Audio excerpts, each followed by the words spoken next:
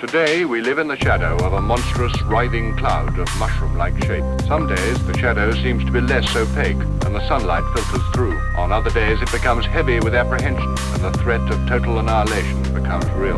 That threat is always with us. We shall be both older and wiser people when the day comes for the shadow to retreat out of our imagination. Until that day comes, we must prepare ourselves, each one of us, to face the appalling catastrophe that may be our supreme testing time in the history of civilization. It is human nature to wish to save life, no matter how great the danger involved or how impersonal the life that is at stake. In peacetime, we look to the trained professional to save our lives. In wartime, those of us who are needed on the home front must all become professional lifesavers. The days have gone when we could sit back and say, this has nothing to do with me. A nuclear war will have something to do with every single person who is able to stand up and walk. Everyone must have some idea of what to do.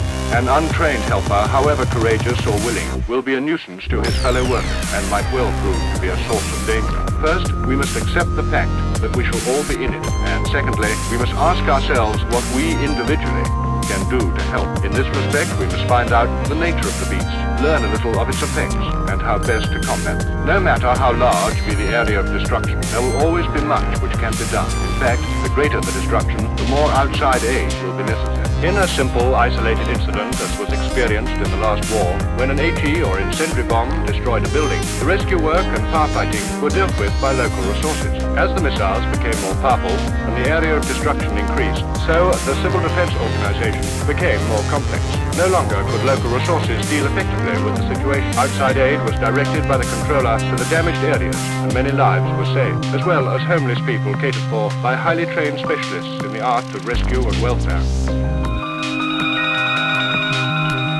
At the height of the enemy's bombardment on our cities, firefighting appliances were being called from Southampton to help London, and later from London to help Portsmouth. Mobile civil defense columns were constantly being directed to new areas of devastation. The call went out for help, and it was never once left unanswered. When peace returned to our islands, we had hardly taken stock of our resources when we were confronted with a new danger more frightful than ever before. Our vocabulary became charged with terms of this atomic age. We learned to speak of ground zero, of heat flash, of gamma radiation, and mass destruction by blast. We learned to think in terms of miles instead of streets and buildings, of many thousands rendered homeless instead of hundreds. Gradually, our minds began to accept the problems created by this new horror. We learned to plan our campaign by working on a set and known pattern of destruction. The experts chose one particular size of bomb and called it, with all the impersonality that only scientists could muster, the nominal bomb. This nominal bomb was the one used at Nagasaki. It represents the power of 20,000 tons of TNT. It became a suitable yardstick to which one could add or subtract noughts to describe the size of the missile. No matter whether the bomb turned out to be half the power of the nominal or twice the power of the nominal, the type of destruction remained the same. Only the scale of destruction was altered. To the great majority of civil defense workers, the size of the bomb is only of academic interest. Whether a person being rescued from fallen debris has been trapped as a result of a larger or smaller than nominal bomb is of little consequence. What matters is that the person be rescued quickly and be cared for while the rescuers turn their attention to other pressing needs. Today, with the shadow of a hydrogen bomb hanging over us, the problem remains the same. But civil defense will have to rely on outside aid to a very much larger degree than before. The hydrogen bomb, as it is commonly called, since the fusion of hydrogen isotopes is part of the explosive process, has no mysterious characteristics of its own. Its effects are, in the main, similar to those of an atom bomb, but on a very much larger scale. It is therefore better to refer to it as a so many times nominal bomb. A nominal bomb, you will remember, is equal to 20,000 tons of TNT. We are told that a 500 times nominal power would be a realistic figure to work on, giving a power equal to 10 million tons of TNT, or 10 megatons. So let us apply the appropriate scales and see what sort of a problem we might have to tackle. You may remember that in the film The Atomic Bomb, the three effects of the explosion were taken separately. We were told that the first of these effects, that of heat, came from the searing flash at the moment of the explosion. with a nominal bomb detonated at a height of 1,000 feet, we learnt that only those people exposed to the flash within a distance of 2.5 miles from ground zero would suffer skin burns. Those taking cover would be unharmed, though at ranges up to 1.25 miles, the buildings they were in might have caught fire. You may also remember that this tremendous burst of heat lasted for only a second or so. With a 500 times nominal bomb, this effect lasts for something like 20 seconds, and can therefore hardly be called a flash. As one might expect, with a more powerful bomb, the range of the effects increases, and with an airburst at the appropriate height, fires may be started out to a radius of about 15 miles. On the other hand, with a ground burst, the main fire zone may only extend to about 10 miles, because a lot of heat would be absorbed in the crater. As we shall see later, it is much more likely that bombs of such power will be burst on or near the ground than in the air. The precautions that may be taken to minimize the effects of heat are exactly the same as given for the nominal bomb. Do you remember them? The whitewashing of window glass, the fitting of shutters, and dipping curtains in fire-resistant solutions. The considerable increase in range brought about by a larger bomb need not necessarily result in a proportionately greater number of casualties from the effect of heat. With adequate warning, everybody should be under cover. But even those people who are caught out in the open at the moment of the explosion could, if they took cover immediately, avoid part of the full effect, providing they were some distance from ground zero. Next, in the atomic bomb film, we learnt about radioactivity, immediate radiation, and residual radiation. For immediate radiation, we were told that gamma rays were the chief source of danger. Neutrons could, for practical purposes, be disregarded. With a 500 times nominal bomb, the same lesson holds good, but to those in the open, the range of a 50% lethal dose is increased from 3/4 mile up to 2.5 miles. Some damage can of course be caused to people in the open from immediate gamma radiation at distances further than 2.5 miles, but there will be no significant effect beyond about 4 miles from ground zero. This increase in range is perhaps not as great as one might have supposed. The reason for this is that the gamma rays are scattered or dissipated in the atmosphere and become less concentrated with distance. It should be appreciated that with a 500 times nominal bomb, the 2.5 mile radius is in any case inside the limit of total destruction of houses. With a ground burst, however, the second form of radiation, residual radiation, becomes a much more serious hazard. You may remember that we were warned that should a nominal bomb be exploded at ground level, then dust and atomized rubble would be made radioactive and be scattered over a wide area, notably downwind of the explosion. This was termed the fallout. To do the maximum damage by blast, an atomic bomb should be airburst. But with the much more powerful hydrogen bomb, the range of the blast damage is so great by comparison with any likely built-up target area that a ground burst can do all the destruction required and at the same time produce a tremendous fallout problem as a bonus. Therefore, this more powerful type of bomb is more likely to be burst on or near the ground than in the air.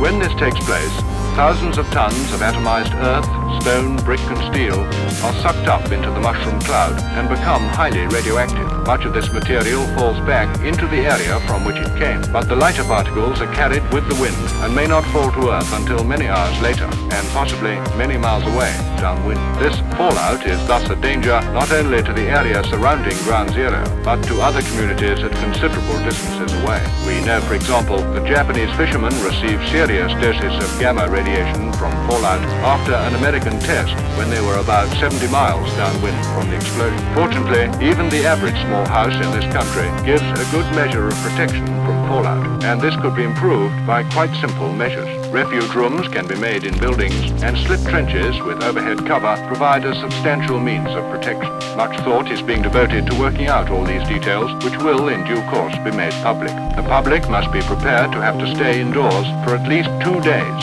and possibly longer in some areas, until the radioactivity has decayed sufficiently for them to come out for short periods. This means that houses would have to be stocked with food and water, and preferably a battery-operated radio, so that contact with the outer world can be maintained.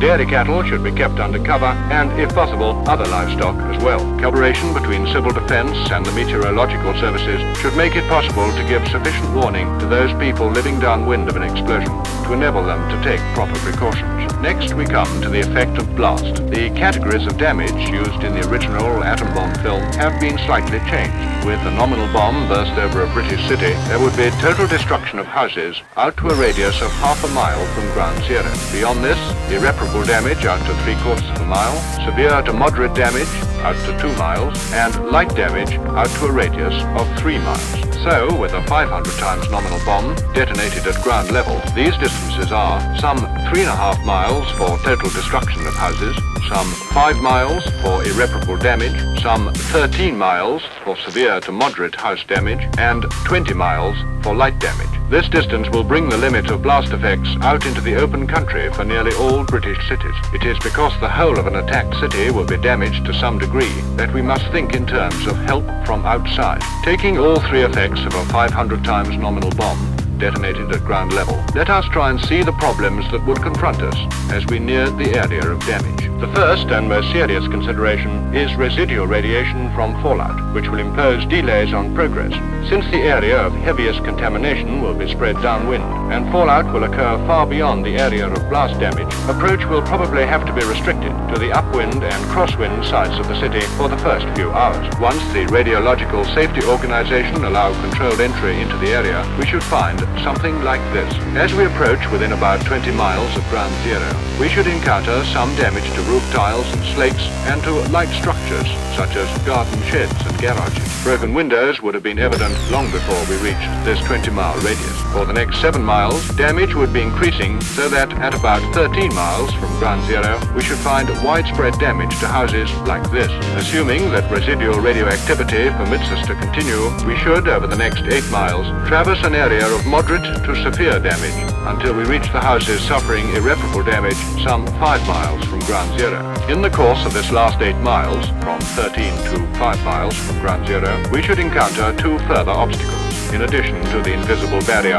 imposed by residual radioactivity. First, the debris in the streets would steadily increase from slates and tiles and glass at the beginning to heavy debris from demolished buildings nearer the 5-mile radius. Secondly, we should have to traverse the main zone of fires, which would be between 3.5 and 10 miles from ground zero. The mass of debris in the streets at 5-mile radius would be so deep that little further progress would be possible unless large open spaces, wide roads or railway tracks, or broad waterways were usable. Even with such means of access, residual radioactivity in this area would be so intense that reconnaissance teams would be unable to penetrate much further for many hours. It must be accepted that little or no rescue work would be possible within 3 or 4 miles of ground zero, where houses would be completely demolished and even the strongest buildings severely damaged. To recap the 3 effects of a 500 times nominal bomb detonated at ground level on a British city. First, there is heat with a fire zone from 3.5 to 10 miles. Second, there is radiation,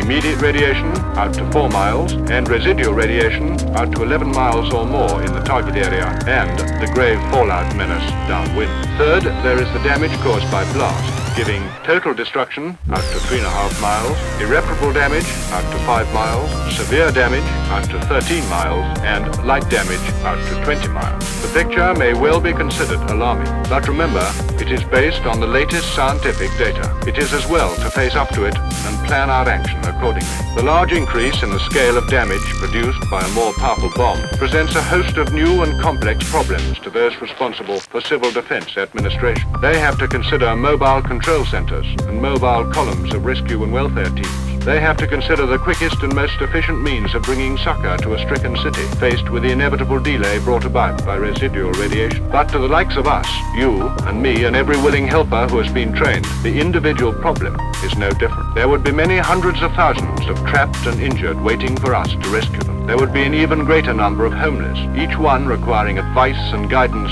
as to where to go so that they may be cared for and fed in an area free from the hazard of radioactivity.